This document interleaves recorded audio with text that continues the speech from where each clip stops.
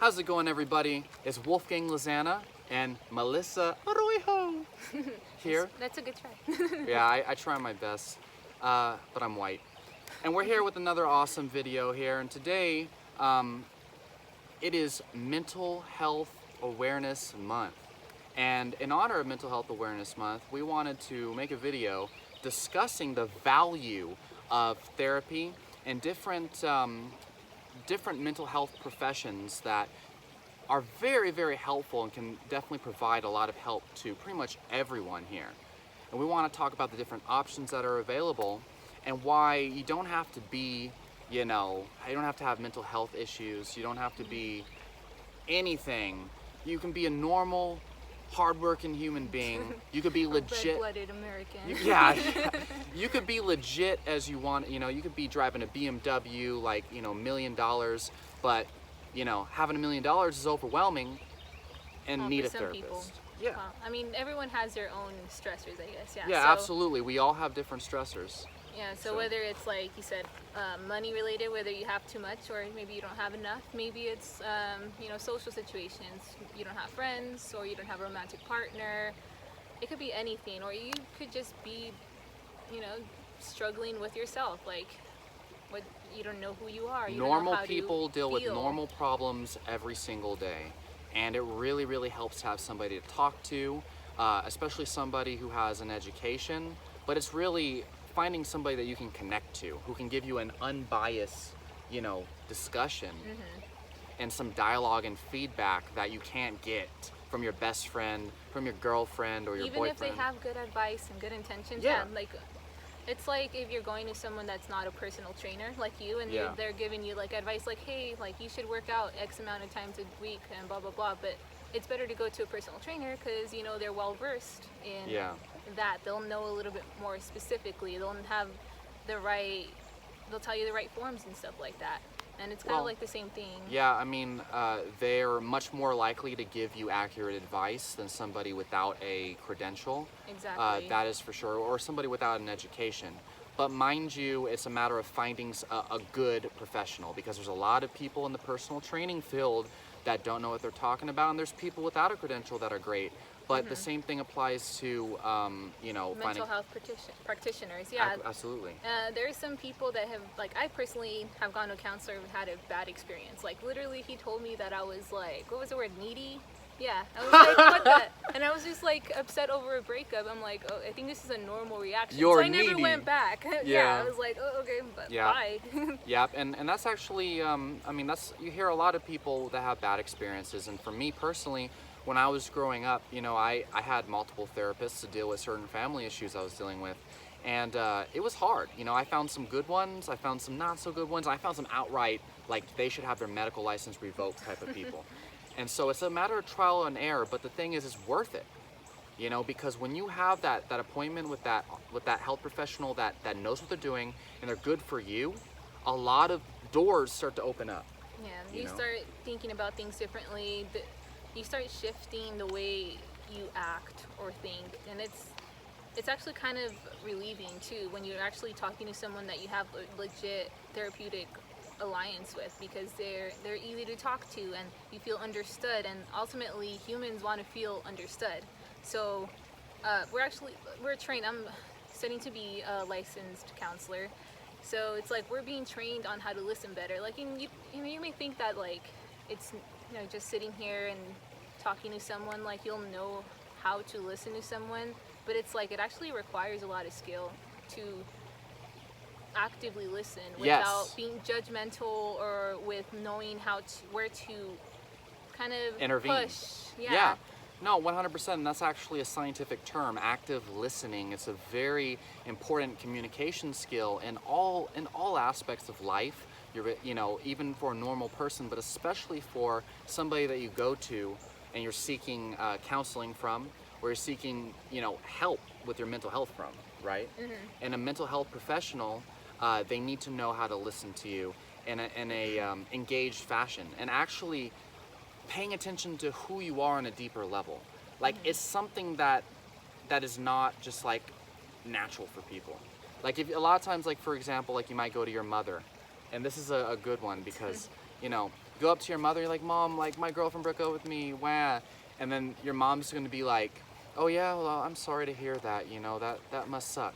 Or they weren't good for you anyways. Yeah, I didn't like X, her Y, and Z. anyway. Yeah. So obviously, you know, if you have a counselor to talk to about that, they will not tell you something like that, you know. Or if they do, they're probably not a good counselor, just saying. Well, and the other thing is, it's a matter of guiding you to seeing that for yourself, you know. Because it's one thing for your mom to say, yeah, she wasn't good for you. It's another thing to have like a psychologist, for example, who, you know, starts to ask you questions about the relationship, ask you questions about how you feel about the relationship, and guide your own understanding towards seeing the pros and cons of the situation. You know, that's completely different than somebody else just telling you the pros and cons. Exactly. It's humans kind of are. We have like this thing inside of us where we kind of want to solve the problems ourselves. So hearing other people, I mean, I'm sure, especially when you were a teenager, you probably had like this whole thing when someone would tell you what to do, you're kind of like, I don't want to do that. Oh, but then you'd yeah. end up doing it like after anyways and be like, oh shit, I should have done that a long time ago. Right. Yeah, it's kind of like the same thing, and that's kind of like what counselors and other mental health practitioners are taught too. It's like, we do not give advice. Like, that's actually a misconception that a lot of people have. It's like, you're not going to go to us and expect like you're going to have the answer, especially on the first time you go. Maybe if you're getting like, you go specifically to go get a test done to see if you have something, but even then it will probably take a couple of visits to different mental health practitioners, or even the same one, so they could really get to know you and see like, who is this person in front of me. So it's like, what do you need as an individual? Where you know? are you going? What is right for you? Not, let me tell you what's right for you. Yeah. And what are the differences? What's the difference between a psychologist, a psychiatrist, and a counselor? So ultimately, they're all mental health professionals, obviously. A psychiatrist is a medical doctor. They'll go to medical school. They could prescribe basically anywhere in the United States. They have that scientific approach. Psychologist is somewhat similar. A lot of the time they are not able to prescribe medication, some can, but they still have that scientific approach. Where counseling, on the other hand, let me go backtrack too. Psychologists also have, they do a lot of talk therapy type things too. They'll have conversations with you, actually sit down and have therapy sessions. Psychiatrists, you'll go kind of like a doctor a lot of the time. You'll go like, okay, 15 medications, minutes. yeah, Yep. like in and out, by like a regular Yep. doctor visit. But that's not necessarily great. Psychiatrists are usually the type of practitioners that most people have a bad taste in their mouth from. And the reason why is because they don't establish a relationship with you. And if they do, it relative, you know, compared to a psychologist or a counselor, the connection you'll have with a psychiatrist is minimal. It's Yeah. like literally like a doctor, because they are Yep. trained in a different way than psychologists and counselors. right. Especially like specific psychologists that are, you know, doing therapy, and counselors are specifically trained for therapy as well. So we're taught all those skills. It's counselors are more like art forms type of thing. You're gonna learn things like how to communicate better, or how to go and be introspective kind of thing. Psychologists also will do that, but they're, like I said, more science-based, so they'll still have more of that rigid outline. Maybe you'll go to a counselor and they'll have a little bit more of a hippie vibe, I guess you could say. But So what do you mean by science-based? Because my psychologist sounds a lot like a counselor, but that's because he uses talk therapy and yeah, cognitive exactly. behavioral So therapy. that's the therapy side of it. That's the art form. So like psychologists Science-based. are So what is science-based? more theory, more research, that kind of thing, where counseling is more let's talk and get to know each other.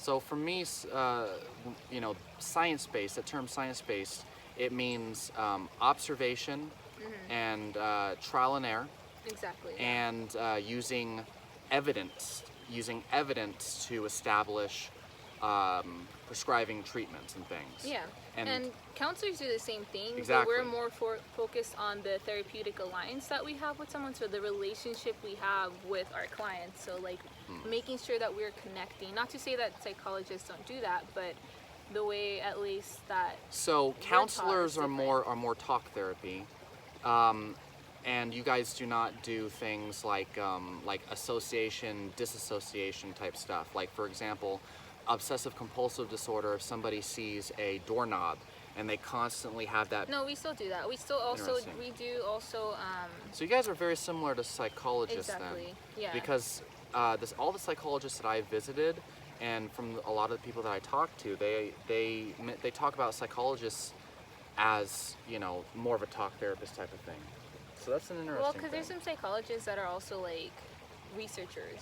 Mm-hmm. So those are like the ones that are in the labs and Psychologist, the definition, you know, what it means is, you know, the they're studying the science of the human mind. stuff like that. Exactly. And so it could be many different things. There's many different fields of psychology, is what you're saying. Exactly. And counseling is more specific to it's the talk. specifically like we're gonna Interesting. have a conversation here. So that's basically like the major difference too. Because a counselor sounds a lot more like a friend, like a professional, but like they're like Yeah. a professional friend. I mean, at least from my experience, we are taught kind of like in that form where we're like, yeah, let's connect with our clients. Let's make sure that they know they're being understood. So yeah, we're more focused on that than we are on like, hey, let me use this theory on you. Let me use like this other thing. Not to say we don't use that, because they are very important. They help a lot, tremendously actually. But ultimately, we are there to connect and help our clients feel understood. So counseling is essentially a more, it's more geared towards talking to the person and developing a connection. Yeah. And so psychology can be a variety of different things, including a lot of the techniques that they use in counseling. Exactly, because counselors also do interventions and stuff like that. You could talk to a counselor if you have an eating disorder, PTSD, Interesting. any mental health condition, Yeah. really. So Yeah, it's could also interesting. diagnose too, like So, someone has a disorder. so psychologists can be a variety of different things, Mm-hmm. whereas psychiatrists are almost purely the big, you know, the pharmaceutical type. Exactly. A lot Yeah. of the time, people, counselors and psychologists will send their clients to a psychiatrist purely just for medication. For medication. And so, you know, just to be clear, you know, there are a lot of conditions that people might suffer from where it's so severe that that they need to get medicated. You know, like some people, if they're on the verge of suicide, if a because like, you know, obviously, you know, if people who follow me on my channel, they know that there's a lot of side effects and things to these medications, and a lot of times there's natural alternatives. But for somebody who's on the verge of suicide, if a medication can stop that person from committing suicide, you just saved a life, you know. Or anxiety disorders too, panic disorders. Something that prevents somebody from enjoying their life fully, you know. Yeah, or there's like a tremendous strain on them at the time that it's like could be either life or death, or like they can't even live their life. Yeah. Yeah, and I agree with you on that. Like I'm more of like natural based, like alternative medicine kind of thing. But there's some cases where, especially like schizophrenia, where Yep. it's like kind of like There's kinda no other hard, options. Yeah. No, 100%. Like there's mental health issues out there that are very there's not enough evidence to There's not enough research in general. Right. Yeah, to really know what's really going on Exactly. and how to prevent it, how to intervene. So and it's very nuanced and it's multifaceted with a lot of these, you know, like schizophrenia and things like bipolar disorder. Someone who has rapid cycling bipolar, yeah, that's a hard dangerous. thing. Yeah, that's Absolutely. super dangerous, and that's why that's really important to for people with bipolar to be regulated in some way, and especially with therapy. Like, and actually, people with bipolar disorder do not do good on medication alone. They're actually known to. It makes it worse not in to- some yeah, cases. they don't even sometimes take their medications too. Yeah. Like they start, like I said, cycling. Yeah. They get off their meds and it gets worse. And of course, the efficiency of these medications could be debated, but I mean, some of them are actually technically toxic to the body, but it's the degree that they're the majority of putting it in them, the the body. majority of them are toxic to the body Yeah. in some way, shape, or form. But regardless, though, if it has a therapeutic application that can prevent somebody from hurting someone else or hurting themselves, then it is beneficial, absolutely. Exactly. But you know, for me, what I believe personally, and I was, you know, people who follow me for a while probably know my story. I was in that situation, and what I see is that there's a lot of people out there who are diagnosed and they're put on medications who might not need those medications, and they might actually do better if they just go to a good psychologist or counselor. You know? Actually, there's been a lot of studies where it shows that going to counseling alone does have a more significant effect on a person's mental health condition, Absolutely. or whether it is a mental illness or whether it's stresses or anything. There is a benefit to it as opposed to just taking medications, because usually those are hit or miss. Like that, it's very dependent on the person. So you get more out of therapy than you do out of just taking medications alone. Yeah, and so, you know, there's a variety of interventions that, you know, have been shown to be as helpful as certain medications, or even more helpful than certain medications. And talk therapy and cognitive behavioral therapy in particular is one of those. And there's mindfulness is another one as well. I've talked about it. That's actually one of my favorite theories to go by, because it teaches a person how to be in the moment, how to accept what's going on, and putting you in a position where you're looking at what you value as a person and achieving, or I guess kind of like aligning yourself with those values, like with your actions and committing to it. So that's acceptance commitment therapy. So, what do you think are some of the reasons why a lot of people do not seek therapy, you know? There's definitely a stigma, especially I think in the United States, or even in Mexican culture, or I guess maybe Latino culture in general. There is this thing where you're seen as like weaker if you have a mental health condition. And it's sometimes funny too, because I know there's some... Well, even if you don't have a mental health, and this is the thing, is even if you don't have a mental health condition, therapy can be very powerful. I have a therapist, guys, and I just saw him today. I have a therapist, and he's helped me deal with a lot of just, life problems. But what she just said is crazy, is the fact that even people with mental health conditions, there's a stigma against them to seek therapy. Exactly. Like, you're not strong enough to seek to deal with your problems, huh? Like, you're not strong. You have to have... You can't do it by yourself. Yeah. There's that stigma, and that's actually why there is reason to believe that there are more people out there that have mental health issues that they're not addressing. It's like whenever you talk to someone and they're like, oh, I have diabetes, like they don't have shame in it because it's normal, like, But if someone were to come up and say, like, I have a generalized anxiety disorder, like, you kind of like, you'll get a look sometimes. Like, I get that if I say it, like, if it's normal. Some people don't see it as normal. And for me personally, I believe that most people have symptoms of a variety of different mental illnesses, and they may not be like, severely mentally ill, but obviously everybody... Maybe they're not diagnosable, but they're like sometimes, like we're humans, we have a lot going on, and eventually it starts building, and we show symptoms, and they could be borderline mental illness related. like I mean, especially in our modern times, it's pretty obvious that so people who work a normal 9-to-5 job where they have to sit at a desk, with artificial lighting and all of these things, and they're probably eating a bunch of sugar and stuff, but regardless, they're confined in a little space looking at a computer screen in a very overstimulating environment, but they're sitting at a desk and they're just like, it's driving them crazy. Just the fact that they're sitting there 9 to 5, 5 days a week is crazy enough. That drives a lot of people crazy. But even crazier is you have the stresses of, whatever field you're in. You have a boss, you have coworkers you have to deal with, and dealing with interpersonal relationships and different connections you have to deal with all these different personalities. A lot of people are stressed out by their customers, stressed out by their coworkers.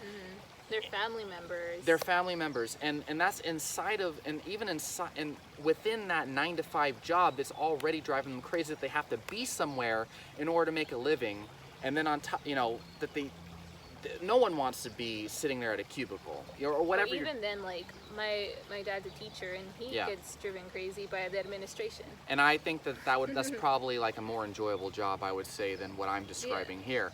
But he has a lot of issues. He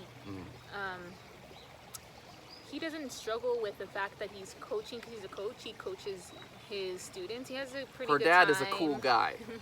You haven't met him, but yeah, I appreciate you From saying everything that. I hear, I like I mean, that he's guy. cool. He's cool. All right. Not saying he's not. But Oh, he's not cool, huh? no. Okay. He's gonna watch this. He's gonna He be like, does not watch my videos, which is why he's not cool. oh, he's too good for you. No, it's probably because he thinks I already talk too much at home. Yeah. So he's like, all I've my heard friends, this. all my friends, they're like, yeah, why would I watch your video when I have the real thing?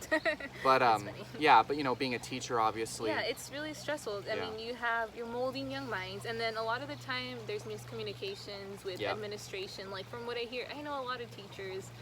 Unfortunately, their systems, especially in public school systems, is very strenuous, and I feel like, you know how there's a school counselor for the kids? There should be a counselor there for the teachers, like, or even administrators. It's they need really it the stressful. most. Yeah, exactly. Yeah, a lot of them need it the most, man. I've seen some crazy things coming from teachers. They just blow their minds. Like, you know, freak out, run out of like the a classroom. cartoon. Literally, that's how it seems. And so pretty much like, you know, the vast majority of people are going to have something that they would definitely benefit from seeing a therapist about. Yeah, and again, it's like not because you have a mental illness, it's because Right. you just need to, I don't know, like just release yourself. You have, like, we all have mental suffering. We all have emotional suffering. We have things that bring us that fight or flight response. Or even then, maybe we're just confused. Like, we don't know Yeah. what the fuck we're doing. Yeah. Yeah, we're just like, should I do this? Should I get this job? Right. Like, sometimes I find myself stressed out, not because I'm, like, in a state of, like, anxiety or in a state of depression or any of that. It's like, sometimes I'm just like, I don't know what to do. That's it. And that's what stresses me out. Like, you know, for example, someone might be presented with the opportunity to move to another state and go to school, but leave their family behind. Or they could get a really nice job here and live with their parents. You know, which one is going to be good for you? You know, which one should you do? That, you know, that's a really big source of confusion, things like that. You know, choosing one job over another, choosing one relationship over another or something. Maybe your boyfriend's cheating on you. Maybe you're cheating on your boyfriend. I mean, you're grieving over a dead person. I mean, you know. There's so many reasons to see a mental health These practitioner. are real things that people Yeah, deal with, though. Non-professionally, I've had conversations with people about all these things. It's not just the people that come to you because they need help. It's like friends, family, friends of friends, people that you randomly meet. This is actually kind of one of the reasons I'm going into counseling. It's like, for some reason, people approach me and they decide to like talk to me about like some deep shit. I'm like, oh, okay, I'll listen. That's cool. Like, it's not that, you know, I'm not saying I don't care. Kind of seems like I'm being nonchalant, but it's just like I've noticed that people need someone to talk to. It's like, well, yeah, I was a random stranger back then who didn't even know like what the hell I was doing. So that's how I was like, I don't know what to do with this. It's like now that I'm, you know, I have better skill set. Like, it's pretty freaking awesome. Like being able to help other people because I know what I'm doing now. Well, and also a lot of people are, you know, they're scared of reaching out to their friends and their family members because they don't want to be judged. Yeah. Like, you know, especially in regards to some really deep, dark, personal things. Yeah, exactly. We don't want our parents to know that we sacrifice rats to the spirits or whatever. You know what I mean? And so because as far as I know, and I might be wrong, but there's, you know, mental health professionals are sworn to secrecy even from the law. To a degree, yes. Except for like killing people and things like that. Or killing yourself. That's the only reason what we'll report, basically. From what I remember. remember. Elderly abuse of children, being harm to others or to yourself. Yeah. That's basically it. I mean, I had to and memorize that. Yep, and you know they're sworn to that, but I do know that there's health professionals out there that might choose. They might even choose, depending on the situation, not to report the person. For the sake of the greater good. There's some people that, like they'll have like suicidal thoughts, but it doesn't mean that these people, like there's an assessment that's done, and it's basically also professional judgment. Like, are they really on the verge of being suicidal, or are they just expressing their extreme negative emotions in this way? So it's like, you know, it just depends on the professional, their call. Yeah. So if you pick a good therapist or a good counselor or a good psychologist or whatever it is, one that you can trust and things like that. And don't stop at the first person.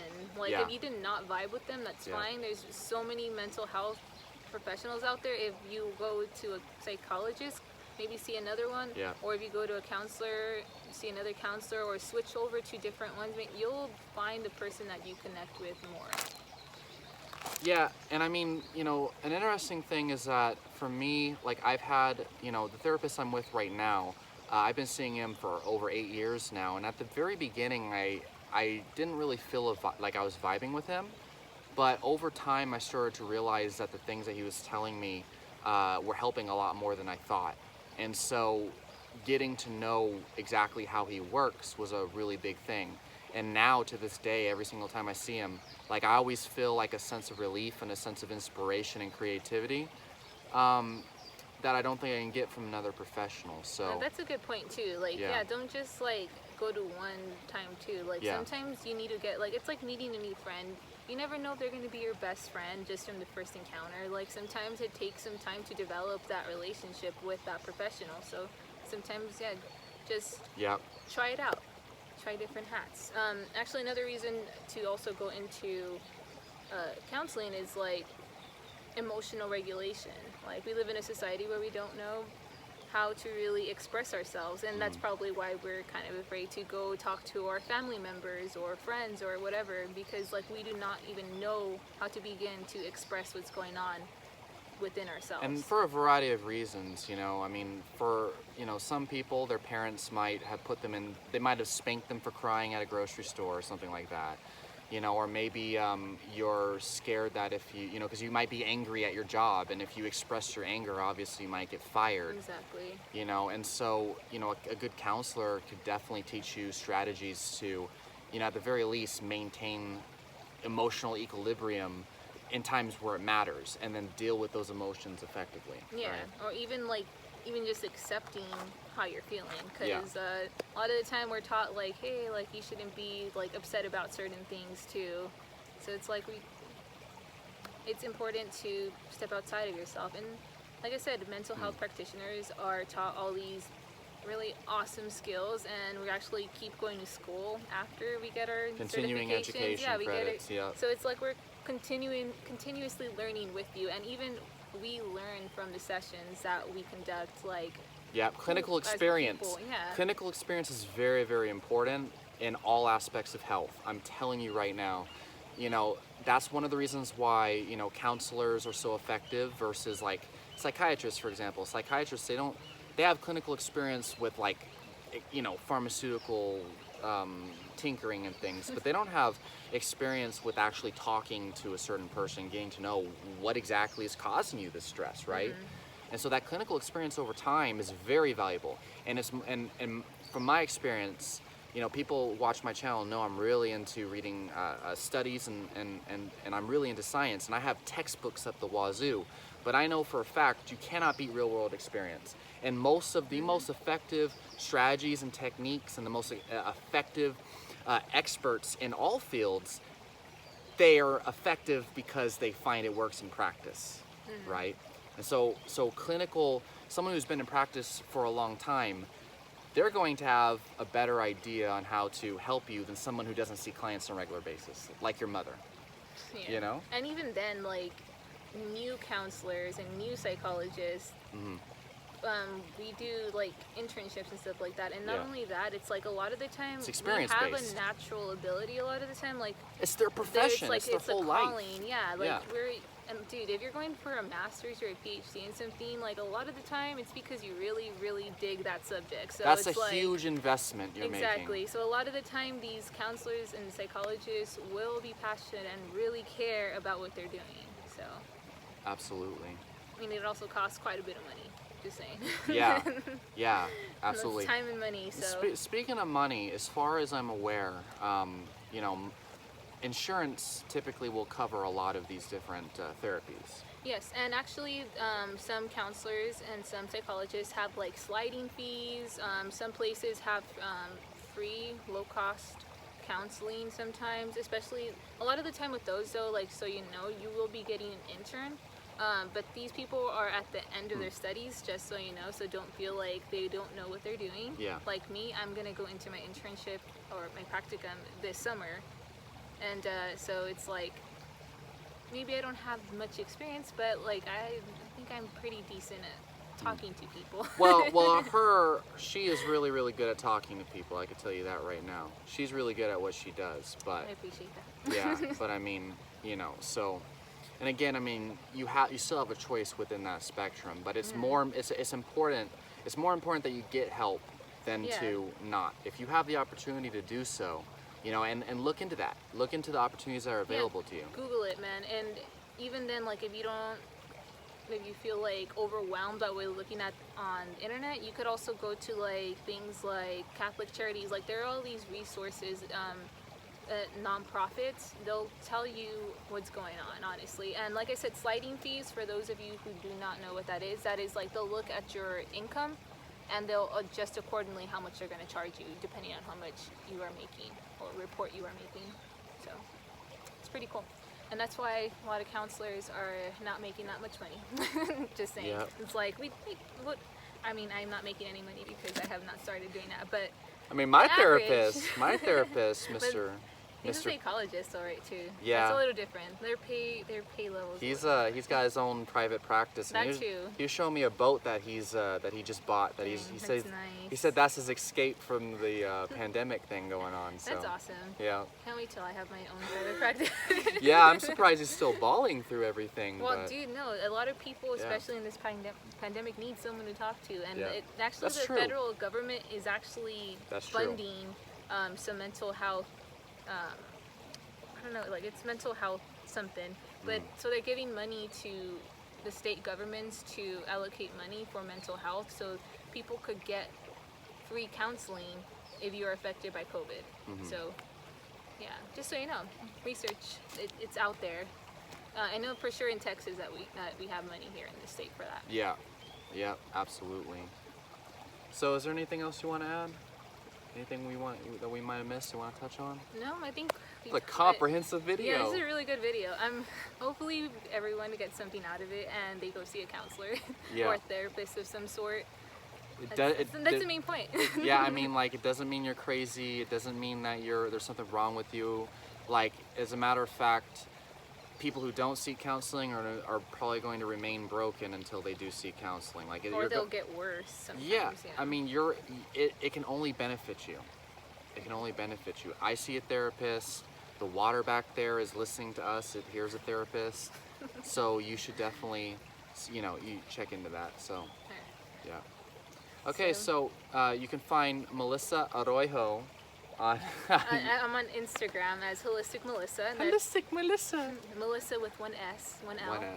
One S, one L. And you can find me on my YouTube at Wolfgang Lizana, okay? And then you look me up on Instagram. Just look for Wolfgang von Latman Lizana and you'll find me. I'll link it on my YouTube for too. Sure. And also I'll link my Facebook as well. And I'll link hers definitely on my channel. And feel free to message me, leave a comment down below. Let us know what you think. Share your insights. Share how you benefited, or how, like, your horror stories. Like, sometimes we need a good laugh at some of these things too. Or why you do or do not seek therapy. That's actually very important. Yeah. So that'll help me out whenever I'm talking to new clients too. It's like, hey, what didn't work for you? That's actually one of the things that we ask new clients that have had previous counseling. It's like, hey, why'd you leave this other person? So to make sure that we don't do that shit too. So. Yeah. All right, well, we'll catch you guys later.